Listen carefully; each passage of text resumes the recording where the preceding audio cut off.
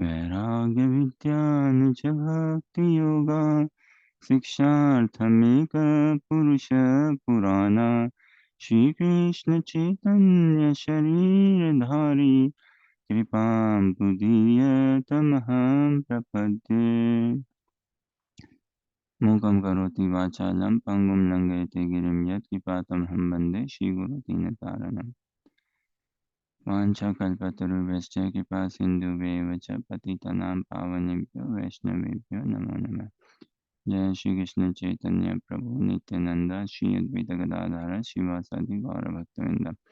Hare Krishna Krishna Krishna Hare Hare, Hare Ram Ram Ram Hare Hare. All of us, every living entity, uh, especially humans, we are all on in a journey. We all are traveling. We are all in a journey, and it is much fruitful if the journey is a spiritual journey. Hmm. If we make our human form of life, the journey in this human form of life, a spiritual journey. Now, journey, we all are engaged. We all are engaged in some activities, and we all are seeking engagement. Hmm. So, this is a question. Think about it and try to find answer for it. Try to see if this question can, if I have actually have the answer. If any one of us has the answer for this question, then kindly share. If not, then I think it is very worth to think over this question to find the answer for it. So the question is, what is that activity in engagement, hmm, that I can do for the rest of my life happily, that I can happily do for the rest of my life and would not complain. Rather, whenever I do that activity or engagement, I find a lot of joy, a lot of peace, a lot of satisfaction, a lot of contentment, a lot of motivation and enthusiasm, a lot of clarity. And the after effect of it is it keeps me sustainably say happy. Uh, Once I find, and human life is meant to find that activity only, to find that engagement only, and to further give it spark more and more, more and more. Otherwise, in society, there are so many activities, right? Mundane engagements only, like dancing on Bollywood tune or dancing on some Hollywood stuff, say, or pop songs and all. They surely they give joy, but very time-bound joy, very time-oriented joy. Mm, They have their limitations. Any material mundane sense gratification has its limitation. Be it drinking, be it dancing, be it music, be it some societal charitable work, they all have their limitation. Mm. But I need to find what is that activity or engagement which I can do day in, day out. And whenever I do, I never feel bored of it. I never feel tired of it. I always find myself very happy, very content, very peaceful, very joyous, and it leaves me. It is that sustainable happiness and which can be further expanded. That is spiritual practice. That is spiritual practice. That is meditation. One of the meaning of meditation is being happy, hmm, experiencing that happiness, which is pure, which is beyond the modes of material nature. Modes bind us. Spiritual practice frees us. The mode of goodness, passion, ignorance, be it goodness, they all bind us. But the mode of spiritual practice, the mode of Krishna consciousness, and what is there is only one mode of Krishna consciousness, on the absolute mode, which is to love and serve, to love and serve, to develop humility, to develop compassion, kindness, and overall be in a bond of love with Krishna and others.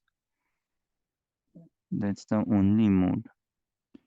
So meditation means being happy. Spiritual practice means being happy, being content, being very realistic with life, and need to find that activity which whenever I do I find so enthused.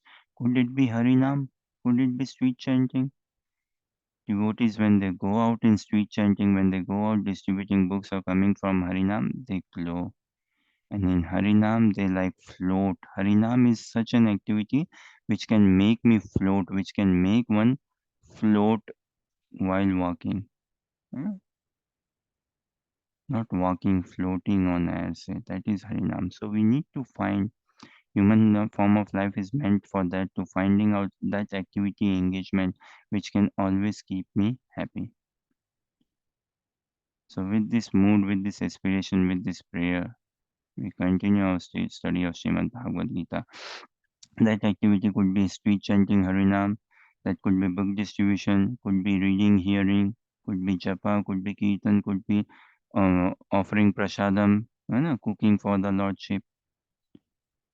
Now, any activity, if it always makes me happy, and the after effect is also very sustainable, that is a spiritual practice. So it is universal, it is not something sectarian, completely universal. Now, someone can check out for oneself basketball playing. Whenever I play basketball, it makes me happy, okay. And how sustainable is that happiness? How much contentment does it bring to me? Hmm. How much does it free me from the danger, from the fear of death? How much does it make me less attached? Irrespective of what may, if I continue playing basketball, can I be ever happy? One has to see this.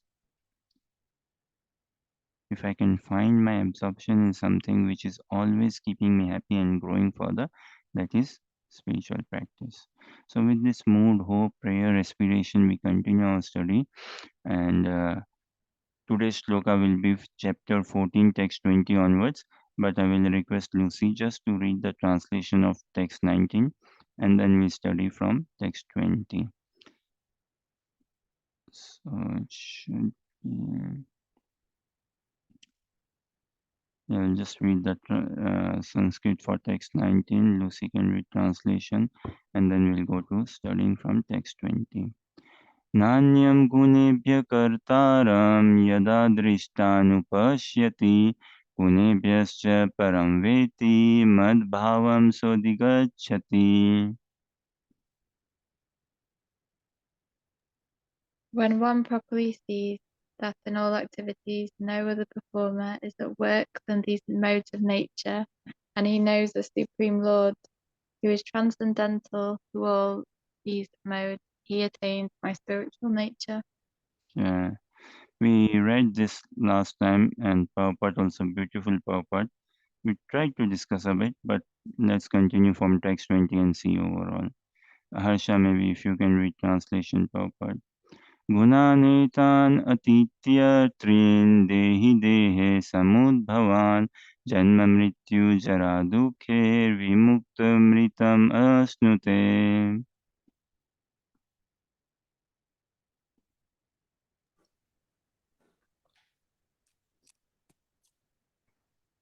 When the embodied being is able to transcend these three modes associated with the material body, he can become free from birth, death, old age, and their distresses, and can enjoy nectar even in this life. How one can stay in the transcendental position even in this body in full Krishna consciousness is explained in this verse. The Sanskrit word dehi means embodied. Although one is within this material body, by his advancement in spiritual knowledge, he can be free from the influence of the modes of nature. Although one is within this material body, by his advancement in spiritual knowledge, he can be free from the influence of the modes of nature. He can enjoy the happiness of spiritual life even in this body, because after leaving this body, he is certainly going to the spiritual sky. But even in this body, he can enjoy spiritual happiness. In other words, devotional service in Krishna consciousness is the sign of liberation from material entanglement. In other words, devotional service in Krishna consciousness is the sign of liberation from material entanglement, and this will be explained in the 18th chapter. When one is freed from the influence of the modes of material nature, he enters into devotional service.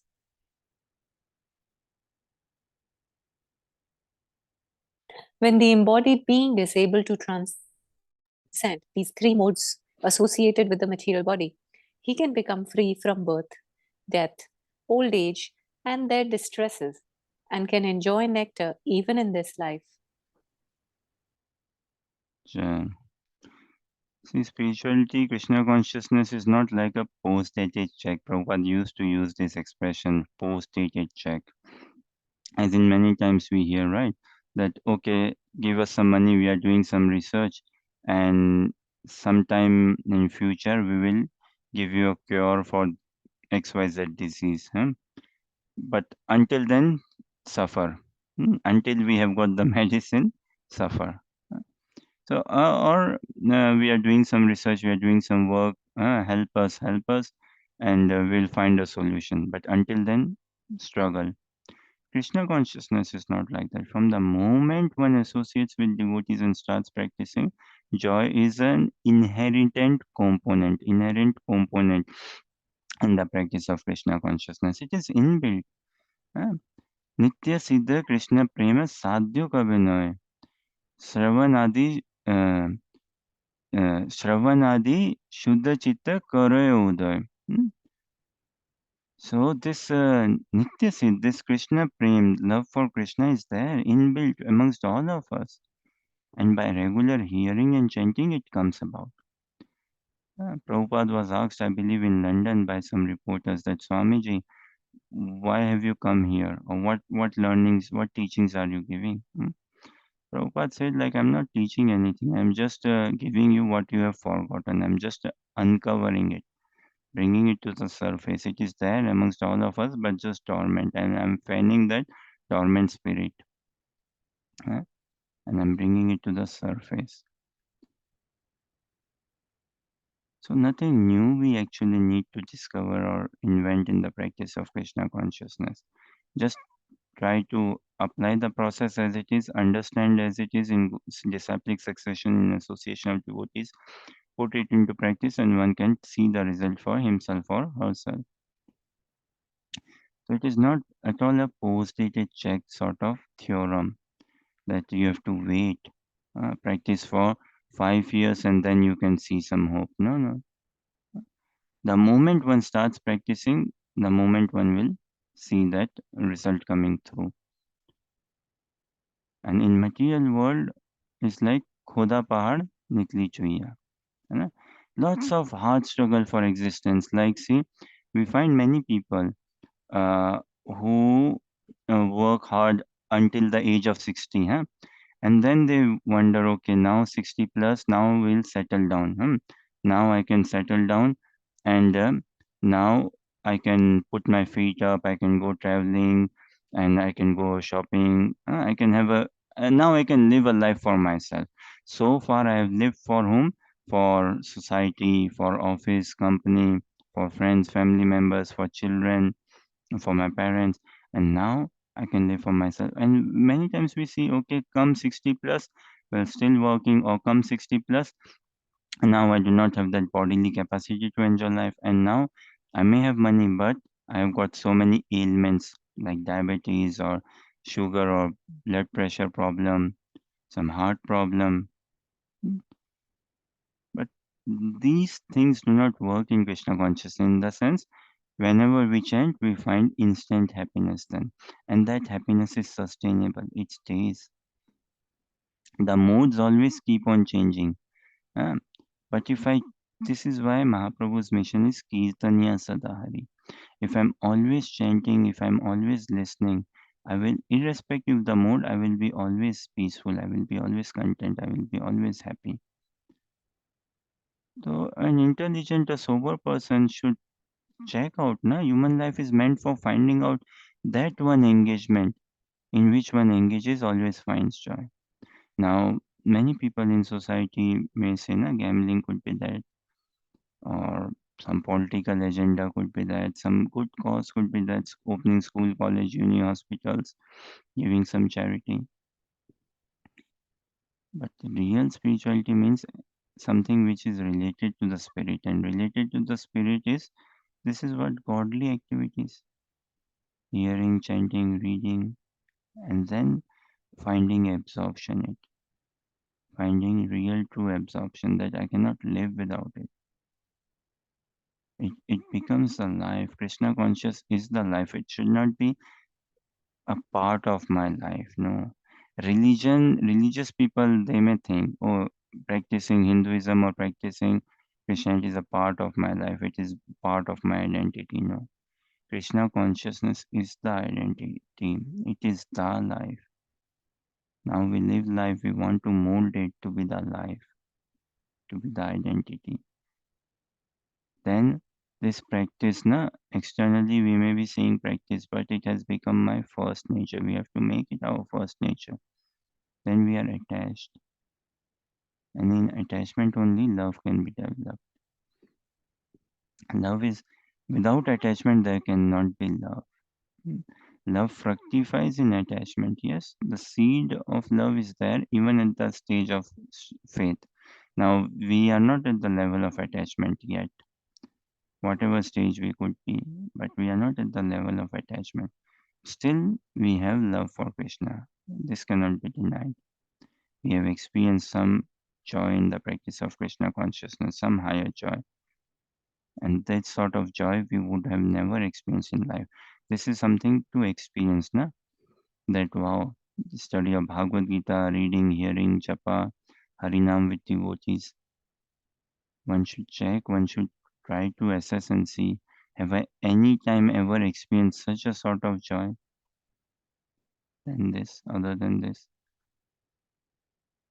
So we'll find, accordingly, we'll find lots and lots of encouragement, help, strength in further strengthening the practice of Krishna consciousness. So much so it needs strengthening that it doesn't sound like a process or practice. It becomes our nature, it becomes the life. And this is not something after dying, as in like, okay, after dying, I will get the benefit of it. No, instant. So in mundane world, in the engagement with via Maya, result may not come instant, and every result in Mayic engagement, na, whatever material activities we are performing, it has got a flaw attached with it. It has got a misery attached with it, heavy. Hmm. But in Krishna consciousness is all one-sided. There is no defect, there is no flaw, there is no fault. There's no misery attached in the practice of Krishna consciousness. Just different degrees of success, different degrees of joy, different degrees of happiness, but no misery, no side effect. That is meditation, that is spiritual practice. And this is our nature, spirit. You know? The nature of the soul proper is to be ever happy. So the moods are interacting, but when we understand from this chapter overall practice of Krishna consciousness, then the subtle workings of life should actually come out, will become or should become very strong in our existence, in our thought process, in our functioning. And the gross will should not have much of a say, as in previously I might be grossly attracted to some mundane activities, which are of a gross level. So gross thing is easy to give up. Subtle is very difficult to give up. This is so in order for me to give subtle sense gratification. Gross sense gratification is easy, perhaps easy to give, na? Relatively easy to give, yes. Gross meat eating, gross intoxication, gross gambling, gross illicit sexual relationships. They are perhaps easy to give up, but subtle sense enjoyment is very difficult to give up. And for us to come to a stage wherein there is no subtle such sense enjoyment, we need to take higher association. More higher association, more good japa, more refined vision, purpose oriented than sadhana, and pray out to Krishna fervently. As it's saying in this chapter, that throughout we should be seeing the modes. The modes are always fighting, wanting to gain supremacy. So changing. Hmm? But us as a spirit soul, I should distance myself from the modes, detach myself, and see things as a neutral party or just as a witness. Just witness the modes working and do not get involved with the modes. Now, this requires caliber, certainly.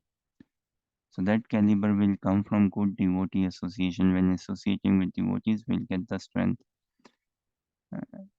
and which helps us to continue practicing, coming to a stage of conviction and then further interest and then attachment.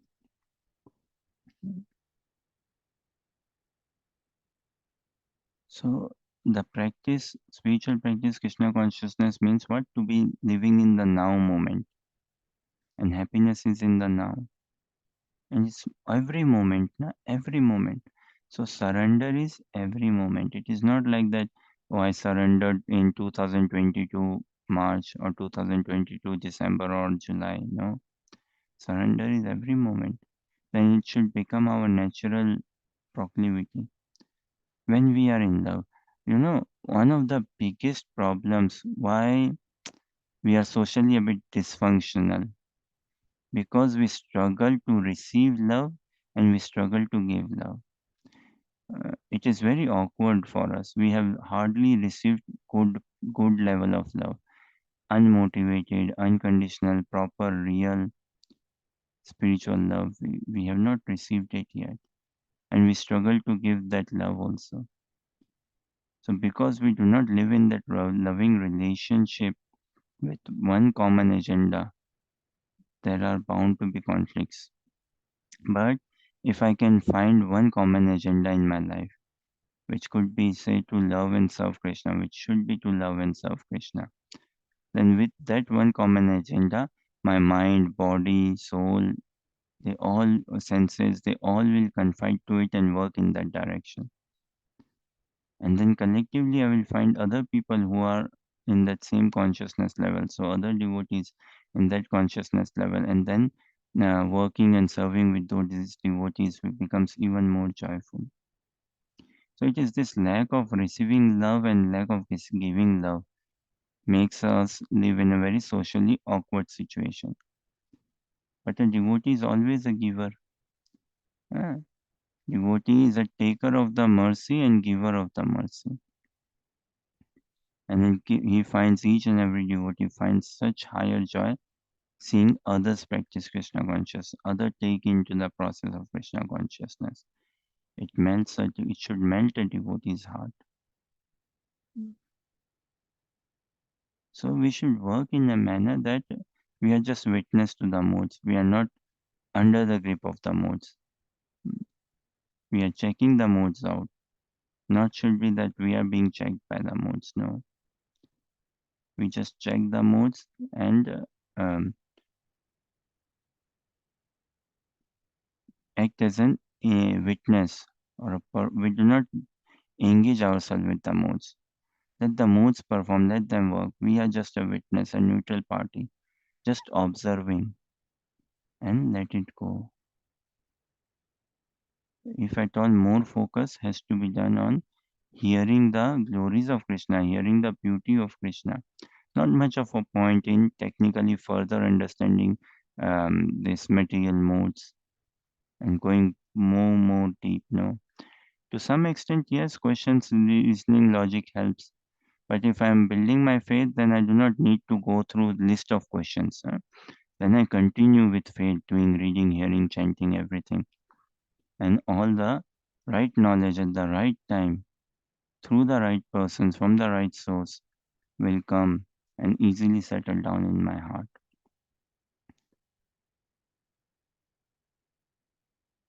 So we should start seeing people as living entities, as soul proper.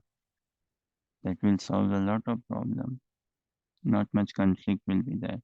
when we see each other as spirit soul, all linked to Krishna, connected to Krishna, coming from Krishna.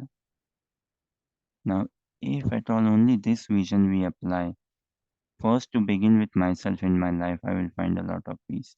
Then the society, family I live in, if I live by the same principle, then there will be more harmony. Hmm? So Krishna consciousness practice, it gives us joy while we are practicing, and also when we leave our body. It is not at all like a post-dated check that, oh, we will give you money, but after a week or after 2 weeks. No. In Krishna consciousness, the returns is straight ahead, right from the beginning. And love is involved in each stages. Like in faith, there is some love involved. In associating with devotees, there is love involved. In getting rid of anarthas, unwanted things, there is love involved. Conviction, there is love involved. Hmm?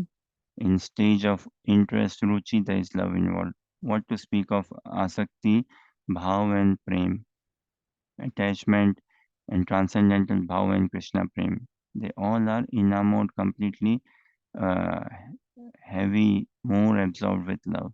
So whatever we do, we should do with love in life, especially as practicing Krishna consciousness, not worrying about the results, free ourselves from results mentality. And if at all results, yes, we want to do good for Krishna's sake, to see him smile. It is so uplifting seeing a devotee smile. Hmm? It is so uplifting if a devotee touches me. If a devotee smiles, embracing a devotee is so uplifting. Devotee smile is very uh, heartbreaking or takes our heart away. Hmm? Krishna smile, transcendental. So we do things out of love. We should do everything out of love, and with an we should work in a manner that yes, okay, this devotee be pleased with me and gives me a smile, and that smile, wow, there's no comparison to it. No price can be paid for it.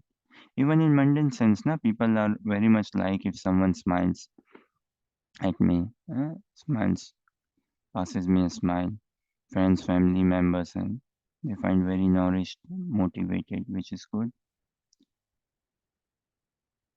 And in Krishna consciousness also, we should act in a way that devotees are pleased means they smile at us, and Krishna is pleased and smile at us. So we should not at all act in a way that Krishna we become a laughing stock for Krishna. No, we do not want Krishna to laugh at us. We want him to laugh with us. So this will come with good reading, hearing, chanting. If we become as a witness and observer, suppose we take a bus drive or a aeroplane flight, we find many people, different luggages and in different ways. But if we can somehow stop seeing people as people, but them as living entities, soul proper, as a belonging to Krishna. So for Vaishnavas, we should have this mood that they are Krishnas, they belong to Krishna. They're not from this world. We should see them like that and serve them like that. And for other living entities who have not yet found their shelter, we should still be friendly with them. But our loyalty, devotion should be towards Vaishnavas and spiritual master and Radha Krishna. So we practice Krishna consciousness out of love, and in this world we perform our everything out of duty. So we should be doing things out of duty and loving Krishna, loving Japa. Not the other way that I love my job so much, I love my work so much, I have no time for Krishna. No, that is not good. In long term, it is not sustainable and it will give us trouble only in long term, won't make us ever happy. So we take on to the practice of Krishna consciousness in this moment now and experience that happiness. Any thoughts, questions, or comments?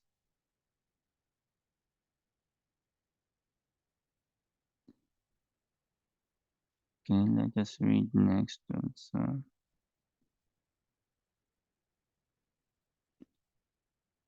So this is text 21.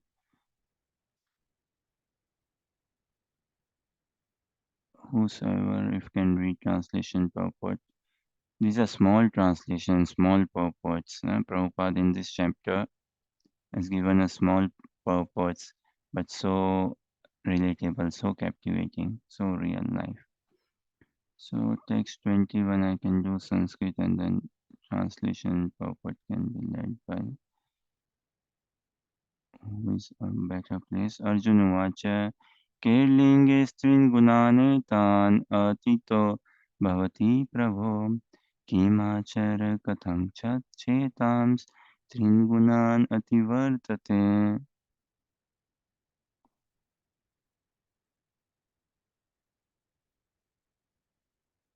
Shall we translation purport? Arjuna inquired, O my dear Lord, by which symptoms is one known who is transcendental to these three modes? What is his behavior? And how does he transcend the modes of nature? In this verse, Arjuna's questions are very appropriate. He wants to know the symptoms of a person who has already transcended the material modes. He first inquires of the symptoms of such a transcendental person.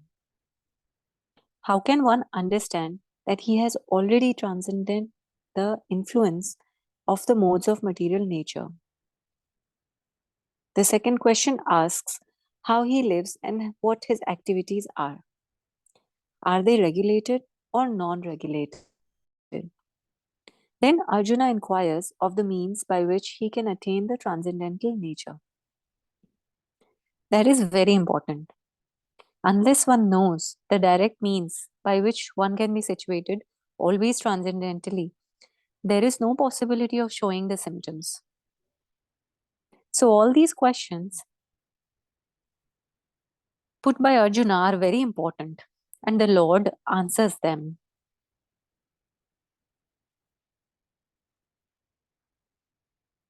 Arjuna inquired, O my dear Lord, by which symptoms is one known who is transcendental to these three modes? What is his behavior? And how does he transcend the modes of nature? Uh, uh, it is so good to have some role model or inspiration in front of us. So Arjuna is asking, fair enough, na? That are there personalities in this earthly planet who live the talk, who walk the talk, who talk the talk, hmm, who we discussed this question, na? Um, like it's I find it very deep, and there's not like a particular answer, but something to help shape up our thought. What is the difference between information, knowledge, and wisdom?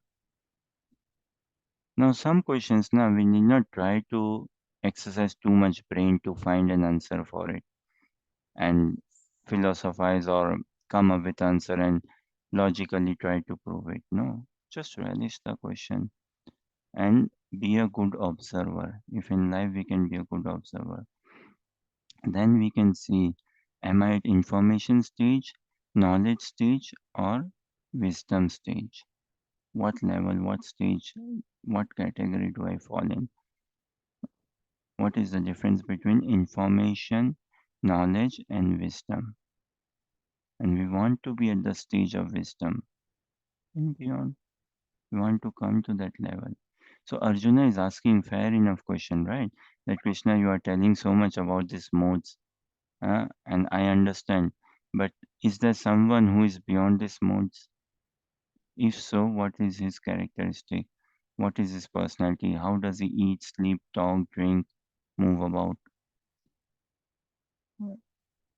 So, sign of advancement. One, what is the sign of someone who is advanced in Krishna consciousness?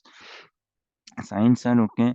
How good is he in practice, in as in how regular, how fixed up, how dedicated he is. how disciplined, how dedicated, how much mind control, sense control, how well versed, say, mm, how well read. But these are good signs.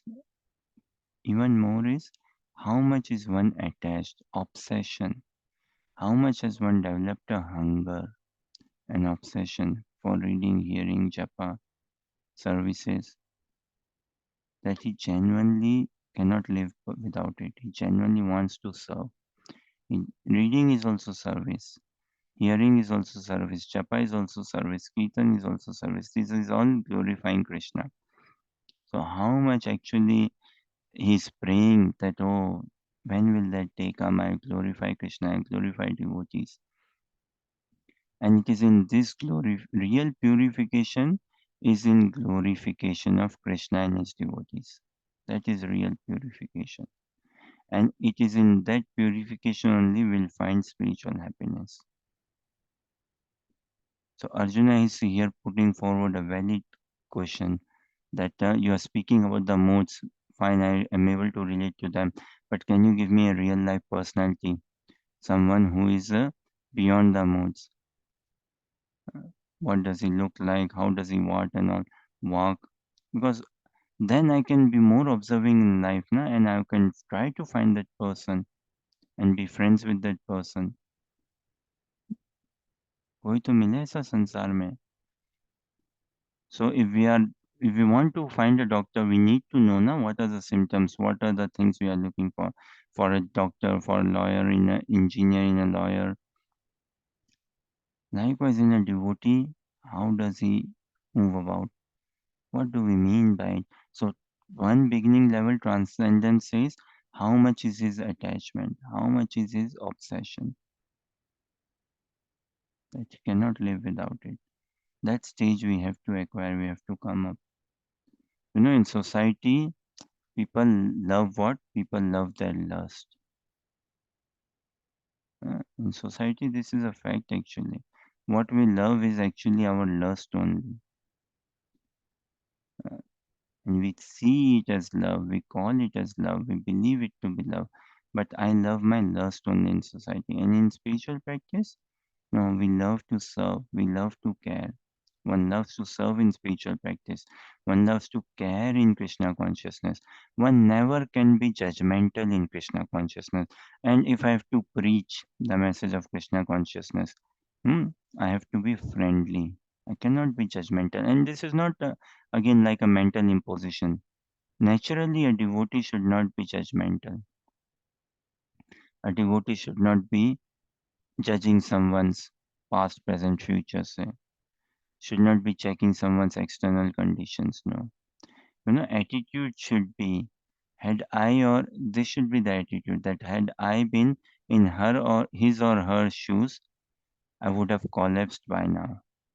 The other person is still doing bhakti in spite of so many difficulties, challenges, or having so much in life, as in with money, he's so full with money and good health. Uh, and looks and everything, and yet he's practicing Krishna consciousness. So, seeing others, this should be our attitude with devotees, that every other devotee is advanced than me, is better than me.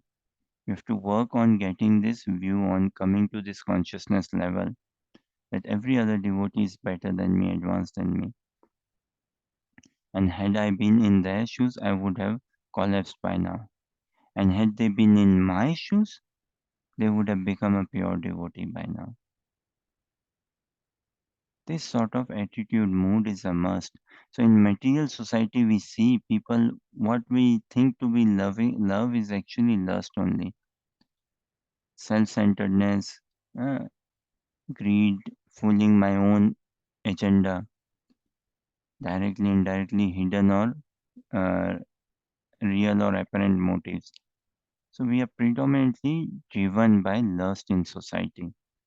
And in Krishna consciousness, we want to be driven by service attitude, reading, hearing, japa, which is pure love, not lust. There's this sort of saying, not so popular. hardly any popular in India, I think, and it isn't any popular in the UK also. But see, it has got some reality in it. It has got truth in it. Uh, and yeah, it has got truth in it. Can check mm, uh, that in the West, a person in West, a person marries the girl he loves. Mm? In the West, the person marries the girl he loves. And in the East, the person loves the girl he marries. Hmm? See, there is a difference. Again, it's not like to make East look very good or make West look less good. No. But leave East or West, say, which is better? Uh, to marry the girl I love or to love the girl one marries? Which one is better? What is the problem in either of it, say, if at all? Hmm? Like again, if I can use East and West, in the West, person marries the girl he loves, and in East, a person loves the girl he marries. Any thoughts? Is there any fault in either of this, or is one better than the other? I repeat again. In the West, person marries the girl he loves. Say, marries the boy he loves, marries the girl he loves, marries the boy. Say. And in the East, he loves the girl. A person loves the girl he marries. Think about it, huh? Contemplate. Again, not to put West or East like in any conflict, say. Hmm? But the thought or the idea is marrying the girl I love, which is good, nice. But love should not be skin deep. Hmm? Love should not be superficial. It should not be skin deep. It should not be based on externals, on looks, money, power. No, no. So it is not so good, na? Like marrying the girl one loves. Hmm? Fine. But what if the love is slightly over? What if the charm is slightly over? And what is more matured? Loving the girl one marries. Yes. So again, see some mundane examples. Again, not to put anyone in any light, in any form, any down, but help us understand the society, the workings, the modes in the society, and actually how can we transcendence. So, uh, loving the girl one marries. So in Krishna consciousness, we are married to what? Bhagavad Gita. We are married to scripture. We are married to the holy name. Married to Krishna, say, and now is to love the practice of Krishna consciousness. Once married, then love is what is remaining throughout. Huh? It's not like that once loving, okay, then marriage, and then what? So love is something which should never lose its charm, is the point. I mean, love should never lose its charm, and there should be mystery in love. There should be that romance, and which Krishna consciousness gives that mystery, that charm, that appeal. So it is always appealing, and it is always pure, not superficial, not based on externals, not on skin color. It is not skin deep. Love is soul deep, not skin deep. Love should be soul deep, not skin deep. Skin deep love is lust. Soul deep love is pure, spiritual. That is what Arjun is asking. In America, the prayer, na, the constitution, I think it begins with what? In God we trust. Uh, just jokingly a bit, or one may say, na, in God I trust. And everything I aspire for in life is lust. See, I should not use God or Krishna consciousness as a crutch, or crux, what it is called as a crutch, I believe, to fuel my own agenda, to fuel my desires, to fuel my hidden agenda or desires. No. So it should not be like that. In God I trust, and underneath or behind whatever I do is to fulfill my own lust, my agenda. Lust not just on physical platform, but anything which is to give me more self-obsession. That is lust. I, me, and mine is lust. Hmm? That is not Krishna consciousness. So loving the girl one marries, as in we are married in Krishna consciousness, now we wholeheartedly embrace, we wholeheartedly love the process, the practice. Not like marrying the girl one loves, which is good, okay. But now take responsibility, na? There's so many people in this world. Quick, easy love, uh, fall in love quick, easy, get married or live as partners or get married, say, and then that love dies. No, not taking responsibility. That is no good. No, not taking accountability. No good. No. Maturity, na? Maturity means taking responsibility, taking accountability, having patience, tolerance, respect, kindness, those, understanding one's emotions, respecting one's emotions, being good friends. So these are the things Arjuna is asking. That where do I see love not being skin deep? How can I understand love is not skin deep but soul deep? Let's see what Krishna says. Huh? Any thoughts, questions, or comments?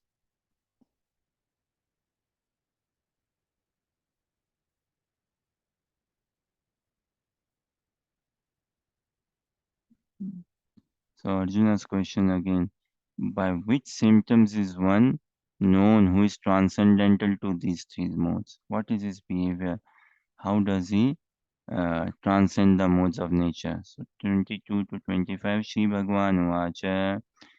प्रकाशकं प्रकाशं च प्रवृत्तिं च मोहमेव च पाण्डव न द्वेष्टि सम्प्रवृत्तानि न निवृत्तानि काङ्क्षति उदासीनवदासीन गुणैर्यो न विचाल्यते गुणा वर्तन्त इति एवं यो व्यतिष्ठति निन्गते समदुःखसुखस्वस्थम् समलोष्ट समकांचन तुल्य प्रिया प्रियो धीरस तुल्य निंदात्म संस्तुति। हर्षा जी पढ़िए अनुवाद तात्पर्य।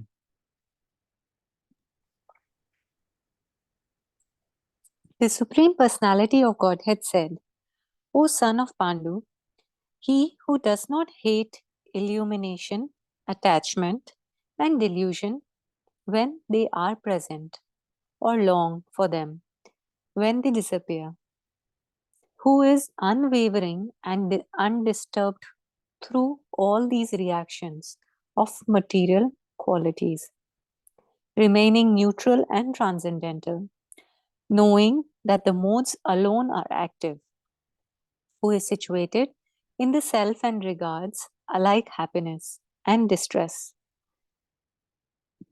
who looks upon a lump of earth, a stone, and a piece of gold with an equal eye, who is equal towards the desirable and the undesirable, who is steady, situated equally well in praise and blame, honor and dishonor, who treats alike both friend and enemy, and who has renounced all material activities.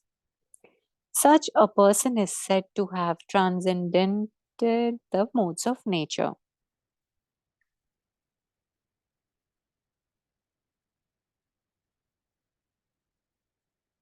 Arjuna submitted 3 different questions, and the Lord answers them one after another. In these verses, Krishna first indicates that a person transcendentally situated has no envy and does not hanker for anything.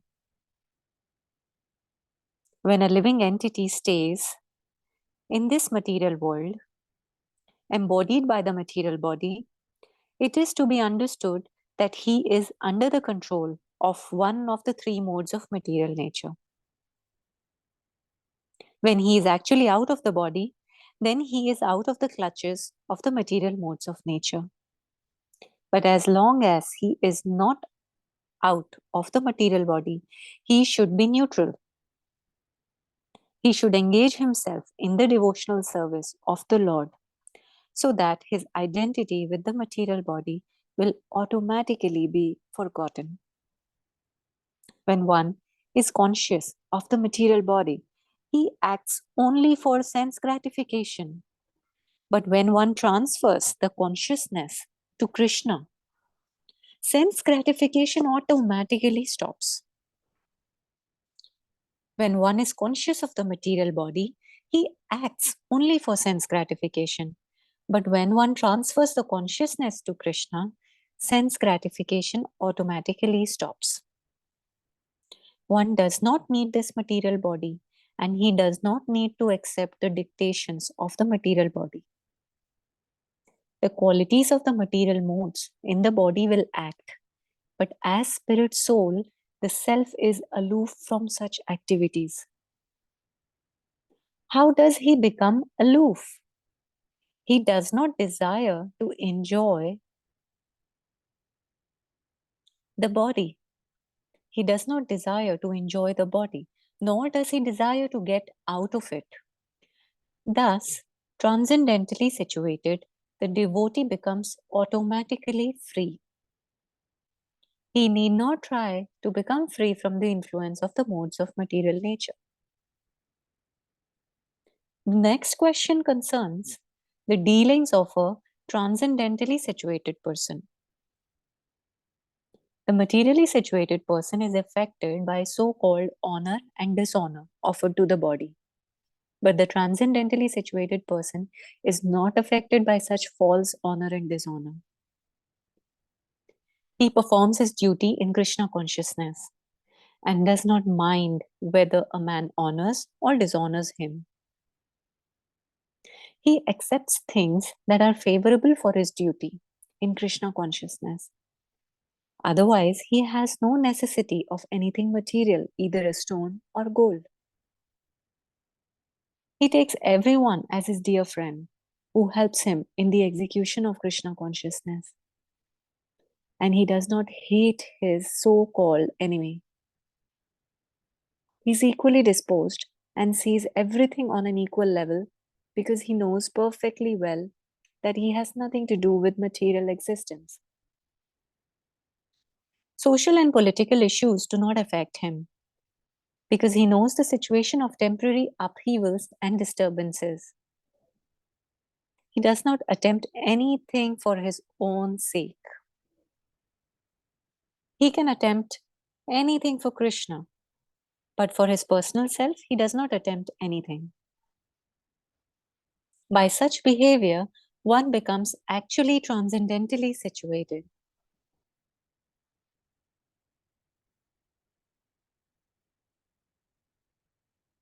The Supreme Personality of Godhead said, O son of Pandu, he who does not hate illumination, attachment, and delusion when they are present or long for them when they disappear, who is unwavering and undisturbed through all these reactions of the material qualities, remaining neutral and transcendental, knowing that the modes alone are active, who is situated in the self and regards alike happiness and distress, who looks upon a lump of earth, a stone, and a piece of gold with an equal eye, who is equal toward the desirable and the undesirable, who is steady, situated equally well in praise and blame, honor and dishonor, who treats alike both friend and enemy, and who has renounced all material activities.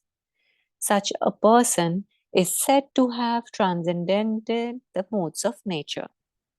Hmm. See, just reading the translation and purport in itself is so peace-giving.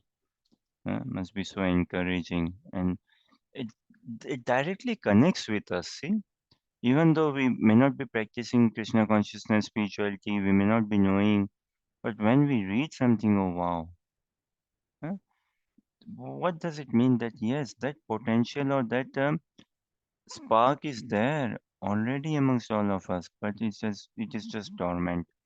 It needs reviving. So nothing new as such to learn in life. Just uncovering what we know, bringing it to the surface. So na Krishna consciousness, spiritual na practitioners, Krishna consciousness devotees, bhaktas, they do the same thing in and out again and again, again and again. So it's not like I have to do something new and new. No, do the same thing more and more, and we'll find newer and newer happiness in it. Since in material sense, people want to try new things because jumping and hopping for real happiness. So try new things. Maybe this will give extra happiness, more happiness. But in spirituality, in Krishna consciousness, we do the same thing. Machita madgata prana bodhayanta parasparam katyantascha mam nityam tushyanti cha ramanti cha. Krishna says in Bhagavad Gita 10.9 that machita madgata prana bodhayanta parasparam. So devotees paraspar in to one another, they enlighten about Krishna, his beauty, his fame, his pastimes, his glories. Mm, Katyanti cha tush- uh, Katyanti cha mam nityam. Speaking about me, they find satisfaction and so much of happiness and relish. So it's like a spiral. We do the same thing and make it like a spiral and grow in that spiral, doing the same and same thing over and over again. That is what we started off with the question, right? What is that activity which I can do over and over again and never feel bored out of it? That is Krishna consciousness. Can be done over and over again and never finding bored, rather finding new and new joy. And in mundane material sense, anything we do over and over again, oh, we find lower and lower joy then. Shopping over and over again gives us stress. Eating nice food over and over again, we don't like now. We are hankering for Krishna only. And these are the symptoms, these are the virtues, purification we want to bring in life so that we can attract the mercy of Krishna. So, as it says in translation, equipoised, which is good, yes, uh, unwavering, undisturbed throughout all these reactions of material qualities. So, we have to become neutral, indifferent. uh, and just act like a witness or observer. The modes are playing and we just watch from a distance. We need not get our hands dirty. We just act as a neutral. Soul is neutral, na? Soul has got nothing to do with this material world. Soul actually is not interacting in this material world and it's got nothing to do with this material world. So we just live as a performer, as in, sorry, as a witness, as an observer. Hmm?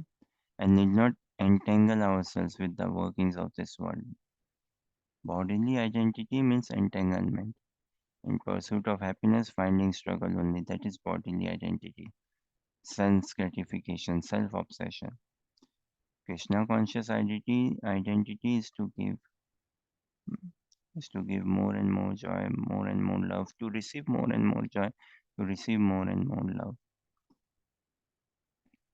So we need to learn this art to detach ourselves, let go materially, and attach ourselves fully spiritually.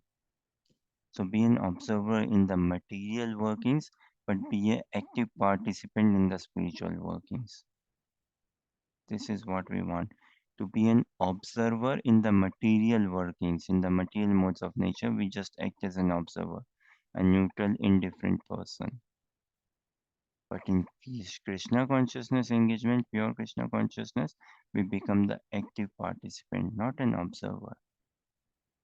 Harinam, na, we actively participate in Harinam, not watch the Harinam party from a distance. In material world, it is just the modes playing, and we are soul proper, transcendental in our nature. So we engage in Krishna consciousness and experience that transcendental joy. Uh, Come to the transcendental consciousness. Now, further things as it says in proper translation that was situated in the self and regards alike happiness and distress, who sees upon a lump of earth, stone, and a piece of gold with an equal eye. Wow, what a quality to see things and people with an equal eye. So we've got five fingers in a hand, five fingers. Now none of the fingers are same length. They're different sizes, different length, but we never discriminate. We never become racist towards any finger. We never discriminate. And that middle finger, you are the best. Uh, or index, you are no good. Or little finger, what is your use? Ring finger, what is your use? No. Although they are different sizes, but we never discriminate and we take them to be one because they are so connected, deeply connected with the whole body. There is no difference between the hand and the body, and we never discriminate. Yet, that they are different sizes. Likewise, in society also, we should be learning this more. That yes, society people are of different backgrounds, nature, coming from different space, hmm? But yet, how can I be more accommodating, considerate, and not be discriminate, unjust, unkind, unfair? And how will this come about? When I first understand that I am connected to Krishna and the other person is also Krishna's, then that hatred will vanish. Only then, when we all find the common center in our life, the common point. Who is that common center? Who is that common point? Krishna. Then there will be no hatred, racism. Otherwise, there is bound to be hatred and racism in this world. Isn't it? Every one of us, commonly speaking, have got five fingers in our hand, right? None of the fingers are the same length. Some of my family member, actually, one of my family member has got six fingers, and there would be some odd cases, six fingers in one hand. But none has got that, okay, all the fingers are of the same length. No, there is differences in length. Huh? But differences is there, but we never discriminate. Uh, Differences are there in the size, in the length of my fingers, but I never discriminate as in thumb is better than the middle finger. No, there's no such discrimination. Likewise, differences are there in society, in relationships, in communities, but there need not be discrimination, there need not be hatred. Through my in my whole body, my eyesight also, if we see, both the eyes do not see the same. The power, the vision is different. But I never discriminate. I never get angry because I know that the eye is connected to the body, eye is part of the body, hand is part of the body, and hand is non different from the body in that sense. Likewise, when I first take myself to be part of Krishna's existence, that is my beauty, that is my glory, that is my strength. I belong to Krishna. That is should be my pride. I'm a part of Krishna's existence, and not only me, other also. So when I see others also in that light, then I can appreciate variety. Then I can appreciate unity in diversity. Then there will be variety and no racism. Otherwise, if collectively we struggle to find the center in our life, common center in our life, there will be conflicts. There will be. So first it has to begin with myself, in my body, mind, heart, intelligence, identity. They all have to coincide one line all dovetail to loving and serving Krishna. Then I will find proper peace in myself, and then that peace can be expanded or radiated from me unto others, and I can connect with others on that peace platform, at that level of peace, friendship. So variety in life should be appreciated, and how to maintain harmony when we find the common point. So universal brotherhood will only come about when we know that we have everyone has one father only, not like two multiple fathers. So there is one father of the universe, Lord Shri Krishna, only one.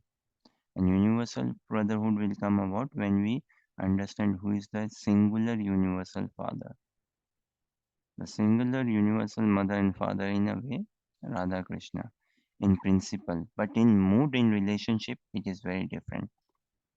The relationship which we share with Radha Krishna is of a different level, different nature. But philosophically, yes, true. Supreme Father, Divine Mother. Philosophically, okay. But in practice, in mood, very different. And when the philosophy also has to be given up. The concept of God. See, coming into Krishna consciousness, we want to work upon understanding the concept of God. And at a point should come that I give up this concept of God. Krishna is a person, God is a person, and I wholeheartedly love him. Furthermore, in the translation, right, we have shortage of time. Furthermore, in the translation, it says what? That something with praise and blame, honor and dishonor. Na? Now, we have discussed a few times what is more difficult to handle, honor or dishonor? What is more difficult to digest, honor or dishonor? What is more difficult to deal with, praise or blame? Blame can be dealt with okay. Dishonor also is perhaps difficult to handle, but still even more difficult to handle is honor. Even more difficult to digest is praise. We do not know when someone praises us how to react, what to do with it, and we get carried away. This is the problem, na? Because we do not know where to restore or repose or contribute or invest that praise, invest that honor, where to, who to give that credit. I do not know. And in my bodily identity, I take that credit of honor and praise upon myself. And that is when I get deluded. What to do with this praise and honor? I get deluded, I get vanity carried away, and then I see people in low light. I see myself as superior.